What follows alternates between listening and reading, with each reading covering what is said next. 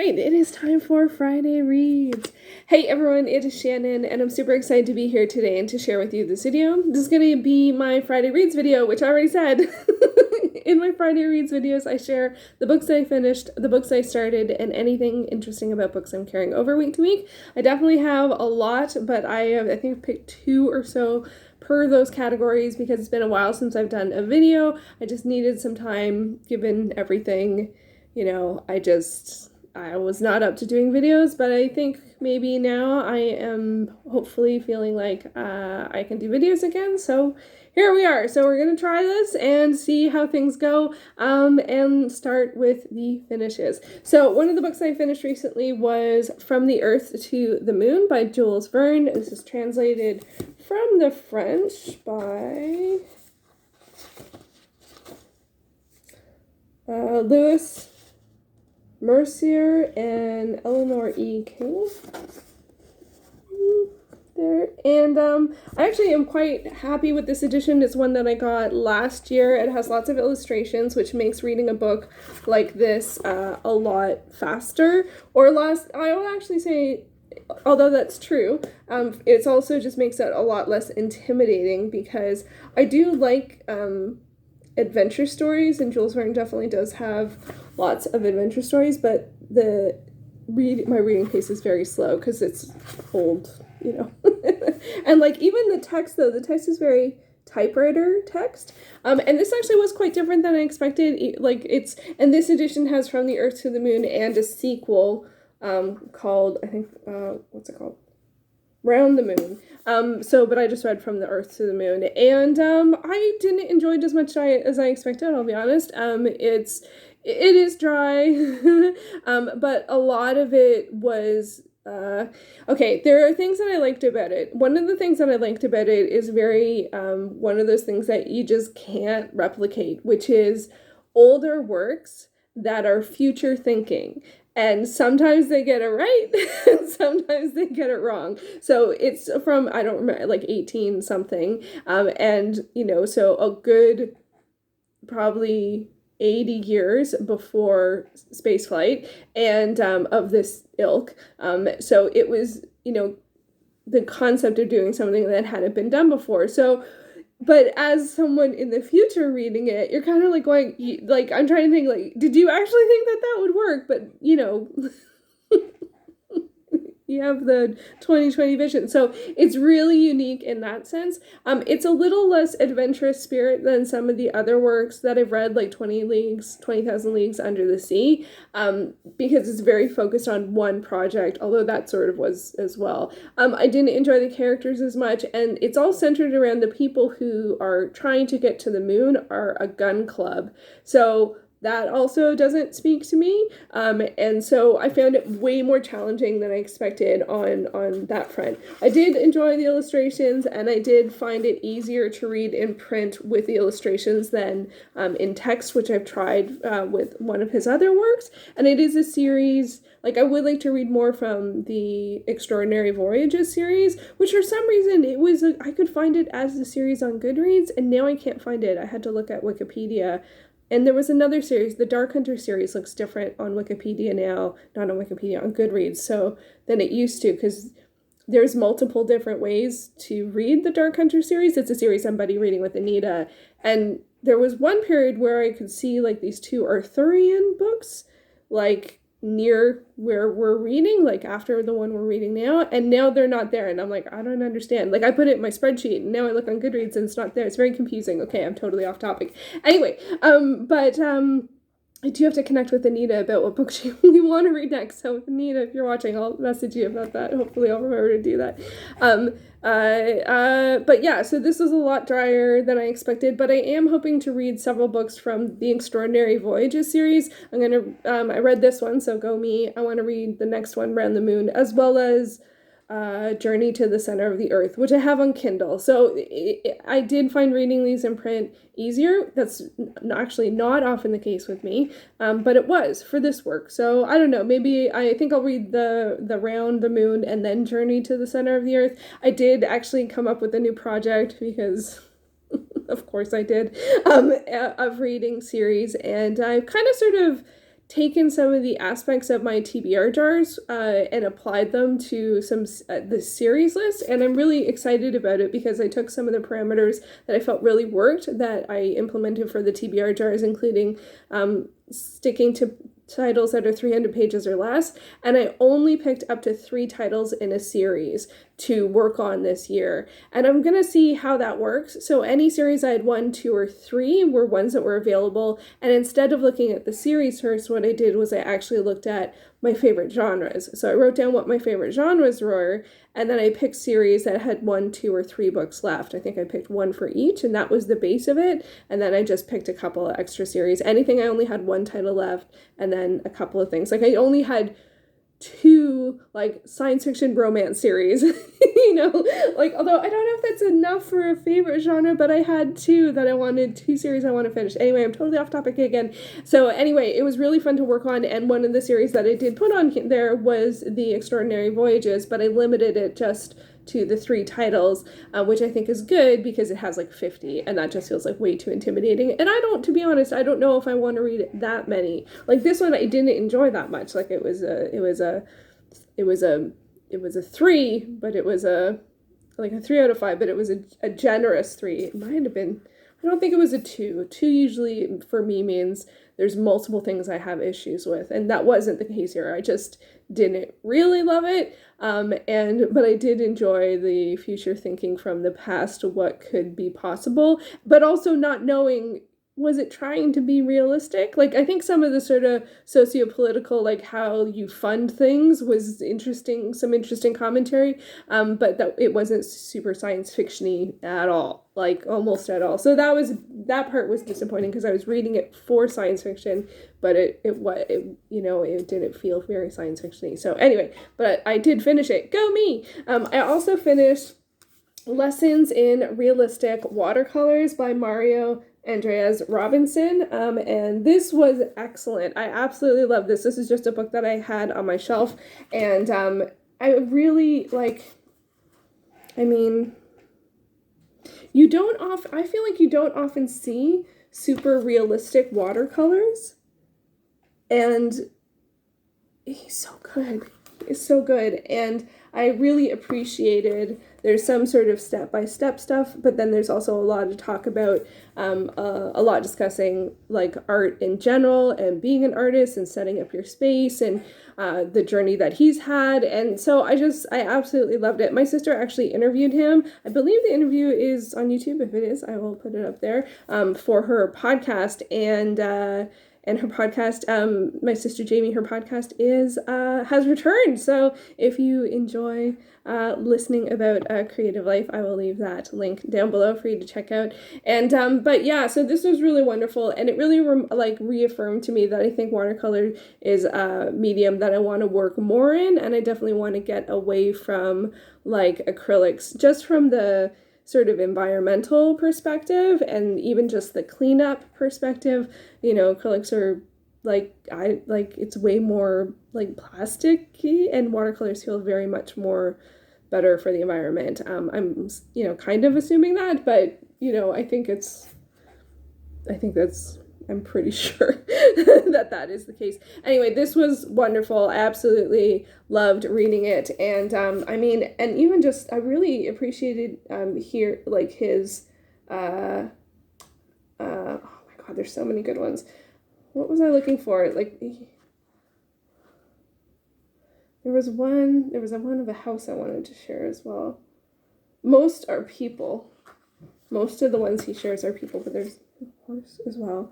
But he shares about doing like underpainting too, which I didn't know you could do sort of like tonal underpainting in watercolor. And it's very much about letting it dry. That's a pretty good, because you have to do it in layers and very much letting it dry. So this was absolutely wonderful. I loved it. Huge 5 stars. 5 stars.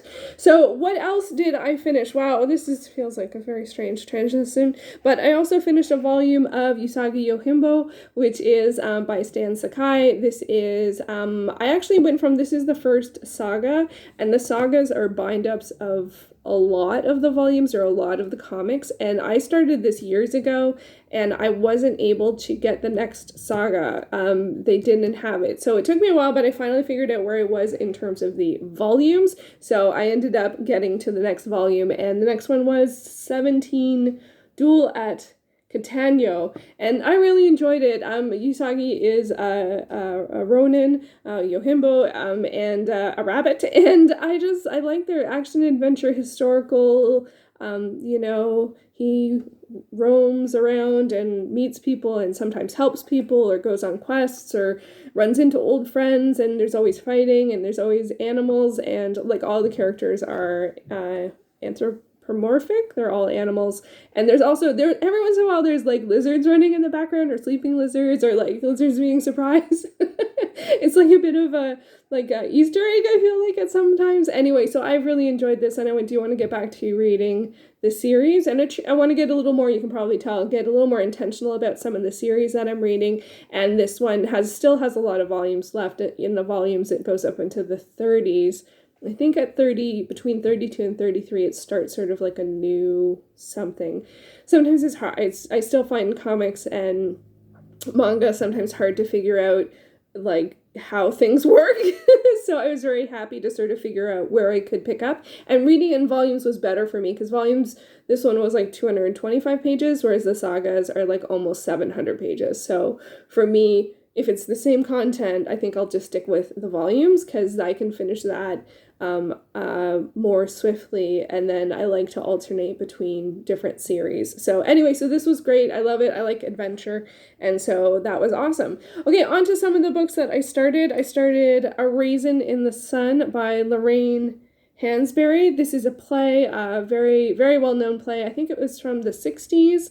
And wow, it's great. I am almost done. I'm in the last scene of the last act. It follows a family, a Black family, a mother, her 2 kids, one of which is married, and they're the married kid's son. So it's sort of 3 generations, and they come into some money, and there's non-agreement sort of on what to do with the money, and everyone has different ideas, and there's lots of interpersonal dynamics, as well as a socio-political stuff going on as well. So it's been really great so far. I'm really curious to see how it's going to wrap up. And I had quite a long hold on my library list for this one, so I'm looking forward to finishing it and then returning it so someone else can enjoy it. It's great. I actually should see if there's a film adaptation of that. I imagine there is, or if there is a play, like a stage play version that's on YouTube somewhere. I imagine also that there is. So far that's been excellent. Other than that, I am drowning in currently reading. The past week was the first time when I went to clean up Goodreads. On Saturday, usually what I do is I update Goodreads throughout the week, and then on Saturdays I clear off all of my finishes. Sometimes I post it on Goodreads, how I'm doing, and this last week was the first time on Saturday, after I cleared off my finishes, I was above 30 titles on my currently reading. Yeah. Every other week this year I've gotten down. Sometimes I go up to 30 or 32 or whatever, but I always get back to the 20s, and I started this year with 19. So I'm not feeling good about that. But then I also didn't prioritize finishing this week, so I doubt it's going to get under 30 this week. But yeah, in the 20s is fine, but I went from like 34 to 32 or something, so I am not happy about that. Anyway, I do plan to finish a fair amount by the end of the month, but not super soon. Raisin in the Sun I'll finish. That'll probably get me to 30, but I'll probably start the next Usagi Yojimbo, which will take me to 31 again. So it's a bit of a dance. But I do want to say that one of the things I'm looking forward to is I do plan in May to do another round of the Currently Reading Challenge, and I'm really looking forward to that. The month of May actually lines up quite nicely because the first of the month is on a Sunday. So my plan is to post my TBRs on Sundays,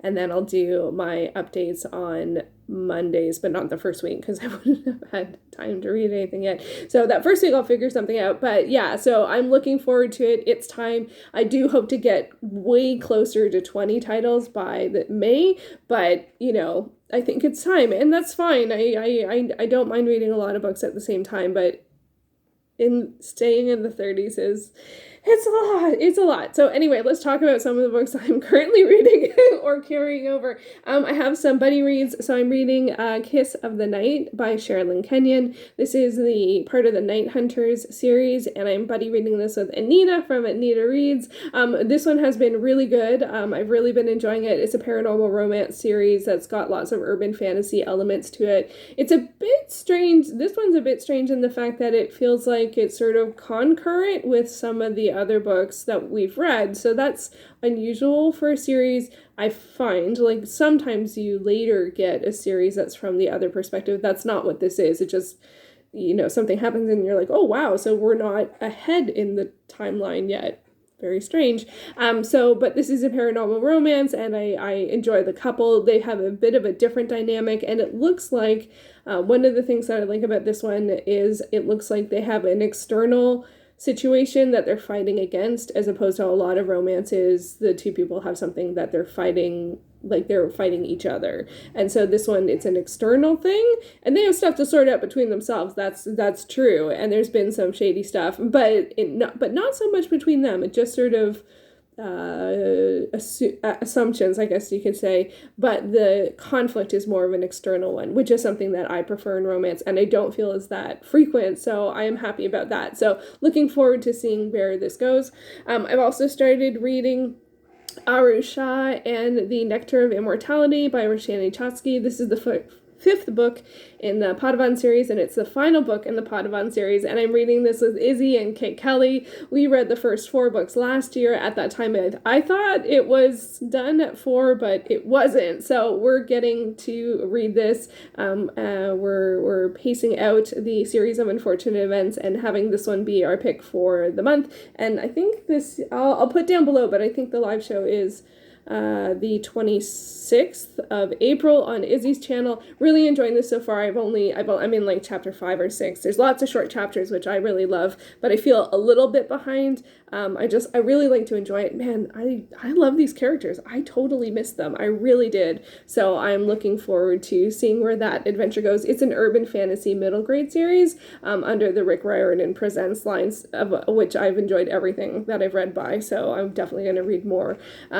But that's the focus for this one. And then I've also been reading Let Sleeping Vets Lie by James Herriot. This is part of the All Creatures Great and Small series. It is one of the titles that's on my new 2022 series. I plan to read this one and the next one. These are nonfiction memoirs about a vet in the 30s, 40s, and it matches up to the second season of the TV show, which I watched earlier this year. I just love this. I was sad though they're not available on Scribd anymore in any format. I was reading them on ebook there, but they're not there anymore. That's been very rare that happened to me. I've only had a couple of titles that I've been reading or wanting to read and then haven't been able to find, but it's happened a couple of times this year. But I guess, it's not, I think generally they license things for a time. I don't know how it works behind the scenes, but anyway, my library had it, so I borrowed it from my library. The hold came in actually pretty quickly, so I was able to start it. It does mean I should try and finish it before it expires. I've been writing it on the Scribd pace, which is not, I should be reading it on library pace, which has to finish within 3 weeks. So anyway, I'm enjoying that one as well. I also have been doing some outline alphabets, so we're getting to a lot of time talking here, but I have been doing some outline alphabets because if I'm going to finish this book by the end of the year, I have to be a bit more attentive to finishing some alphabets. I feel like I'm just not landing them as well as I did last year, and I don't know if that's like that is so much mess going on here. I don't know if I actually love how that looks. It doesn't look like an eye, but so I'm a little surprised at that. I don't know if I'm impatient. Oh, this one actually worked out pretty well, or if I just am using a different pen. I don't know what's going on.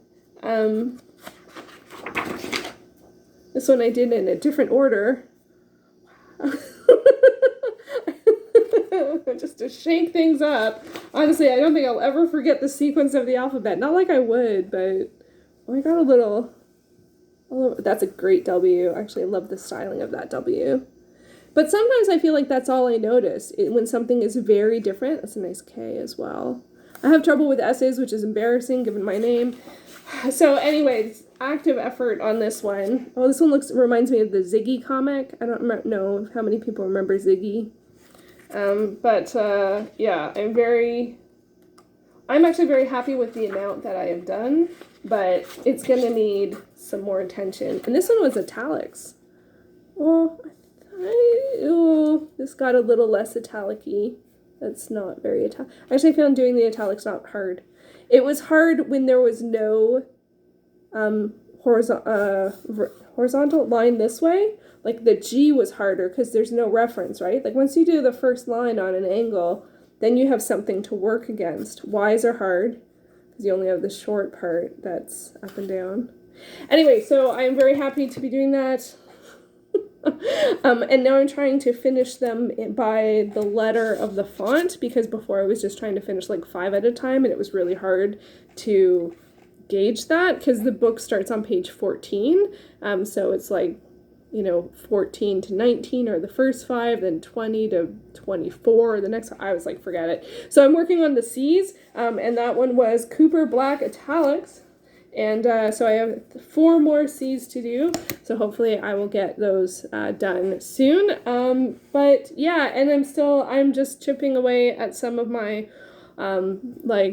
tried and true currently reading. I'm not going to go into that much because I am sure I won't finish them by May, so they probably will crop up then. So I am going to be adding in some books to read this week, but I am going very, very easy, and so I'm going to be reading Tiny T-Rex and The Perfect Valentine. I am really loving the Tiny T-Rex series. It's very, very cute, and they are available on ebooks as ebooks on Scribd, and they just warm my heart. They really, really do. So I'm kind of pacing them out. Like I could read them all, the whole series in an hour, but I've been reading them sort of one every other month. And so I think it's time for a new Tiny T-Rex. And then I'm also going to be reading The Haunted School by R.L. Stine. And this will be, for me, the penultimate Goosebumps books. So I have read, there's 62.